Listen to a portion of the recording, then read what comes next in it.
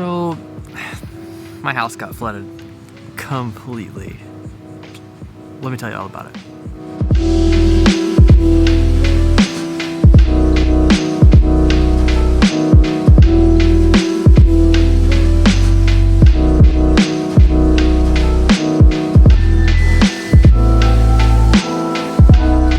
So, Hurricane Idalia really hit on the 30th of August.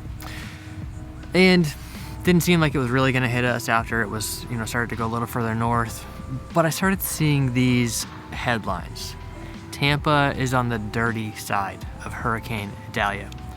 So because of the way that it rotates, when a storm impacts south of Tampa, it kind of just pulls the water away from Tampa. When it impacts north of Tampa, it pushes some of the water up into the Tampa Bay, up into all these bayous and into all these rivers, things like that. This one happened to push it right into my house. Thankfully, we were moved out of the house. Let me just walk you through the whole couple of days. So on Tuesday, the 29th, I came over to Tarpon Springs. We had this house for sale. It's gonna close in 6 days. Just gonna come make sure everything's good. Give the chickens some fresh water and food while they're still living over here. Put some sandbags in front of the door. No big deal. It doesn't seem like it's gonna be a problem. I was talking to my friend in Colorado, Patrick, as I was doing it, and I was calm about it. No big deal. And I was continuing to see these articles about being on the dirty side of the hurricane. Talk about the tide being incredibly high, what they call a king tide, and then also there being a full moon. Now, I'm always a little bit skeptical of how much the moon impacts these things, and I probably will remain skeptical about that. That night, went to bed. We live up in Newport Richey now. No big deal. Not raining, not windy, nothing. Woke up in the morning, it was raining a little bit, but I could tell it hadn't rained very much. No limbs out of the trees, nothing like that. Seems fine. I reached out to a few of my neighbors down here, Tarpon, and their immediate responses were so somber. Like, "Oh, Sam, I'm so sorry, it doesn't look good." One of them was actually out of town. The other is a neighbor a few doors down, and they sent me some shots from their security camera. You can see those right here, but still no shots of my house. I reached out to another neighbor down the road a little ways and said, "Hey, could you walk down and see if you can see my house at all?"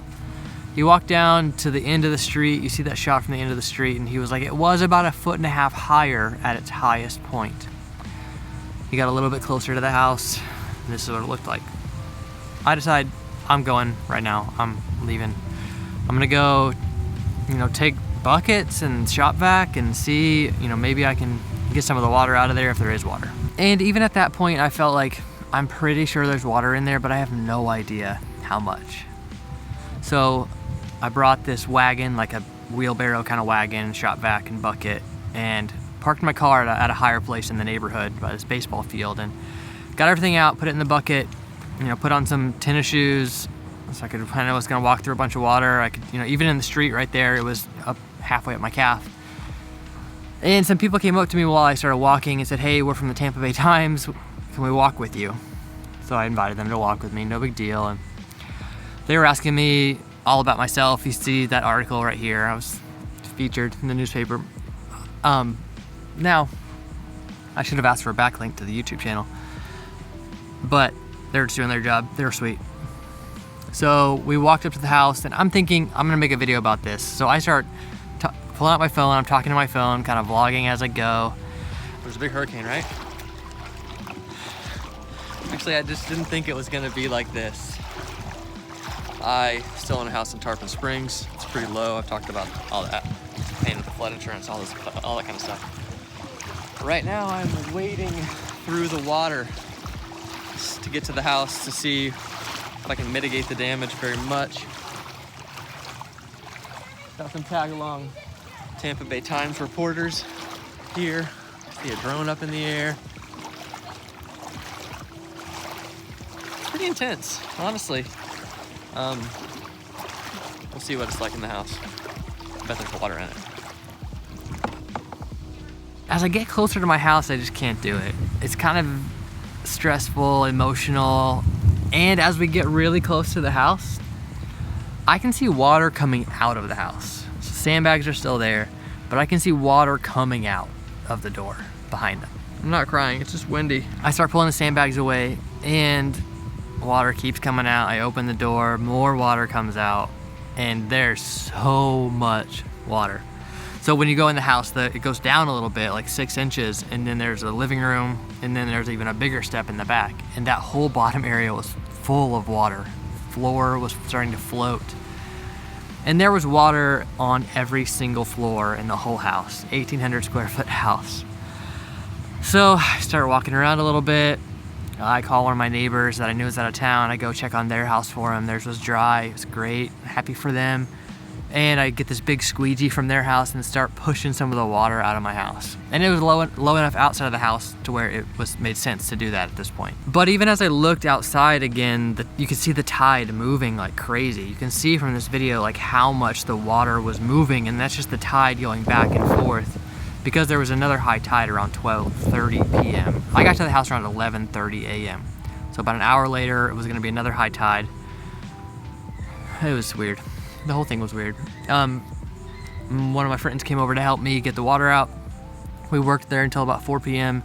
Got all the standing water out. You know, based on the size of my shop vac, we got about 500 gallons of water out. Super weird, super crazy. It's easy for me to just keep saying it was weird because it's just a strange experience all around. So that night I went ahead and filed an insurance claim for my flood insurance. Thankfully, my policy had just been renewed, even though the price doubled. Very thankful that premium got paid.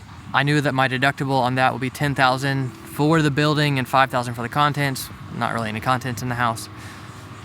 So went ahead and filed that claim and just waited. You know, the adjuster doesn't reach out right away. You know, they have to assign somebody, blah, blah, blah. And then the next day I got to work hiring a company to do water remediation. So to get everything dry. And I felt really good about this company. They were highly recommended. They got machines in there to start, you know, dehumidifying the whole thing, kind of turning it into an oven, started pulling out all the wet flooring, wet baseboards, started cutting the drywall out. All the cabinets had to come out, everything. And the adjuster still hadn't come out. So this started Thursday. I heard from the adjuster on Friday, and then I met him there on Saturday. And the meeting with the adjuster went well. Guy came in from Indiana just to do storm adjusting. That's how they do these big storms. There's like hundreds of these people that come in just for this. He was nice, very cut and dry, like this is what your policy covers. It covers removing anything that was wet, replacing anything that was wet, even cabinets, appliances, all that kind of stuff. You know, they cover, you know, cutting out the drywall up to 4 feet, all these kind of things. I'm curious to see like what that will all look like when they actually present a number to me of like what it will cost to replace it. And assuming, you know, labor and overhead and all those things, hiring a general contractor is included. You know, thankfully I can do a lot of that myself, a lot of the like oversight, project management kind of stuff. But it would be challenging if, you know, my job was even more demanding or my life situation was even more demanding like a lot of people right now. So the adjuster advocated for $15,000 to be sent to me right away. He said I should have that within about a week to go ahead and start paying people to do this work. Because for the water remediation, I had to pay up front. For a lot of these things, you have to pay up front. And that will be a big obstacle for a lot of people, unfortunately. So let me show you what the house looks like now. It's Tuesday. The flood happened last Wednesday. Pretty much everything's cut out. I'm about to meet with someone there that will give me a quote for restoring the terrazzo floors, because there's terrazzo throughout. If you're not familiar with terrazzo, this is kind of what it looks like. Very mid-century modern, and it's a pretty cool flooring. I like that it covers the whole thing.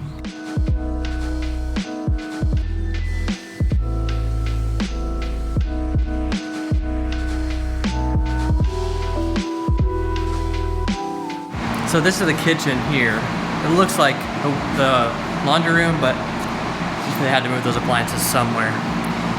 So all the drywall has to get cut because it's wet. You can see this black stuff back here, that's actually the concrete walls that are the exterior walls. I'm about to meet with somebody about the terrazzo, like I mentioned. I'm excited to see if they'll be able to refinish that. It's crazy. So I'll keep you informed on this project. I'm honestly enjoying it a little bit, having to flip this house. I don't love just getting thrown into this situation. I was really excited to get the equity out of this house, but you gotta make it work. What do you guys think about a couple things? Terrazzo floors, and would you live in a flooded house? Like, would that scare you away from buying it if it flooded in the past or if it flooded recently? I mean, everything's gonna be new. Brand new drywall, flooring, baseboards, cabinets, appliances, bathrooms, everything will be super, super new. What do you guys think about that? Thanks for coming by. Oh, and we do want to help you buy and sell real estate in the whole Tampa area. As always, give us a call, text, or email if there's any way that we can help.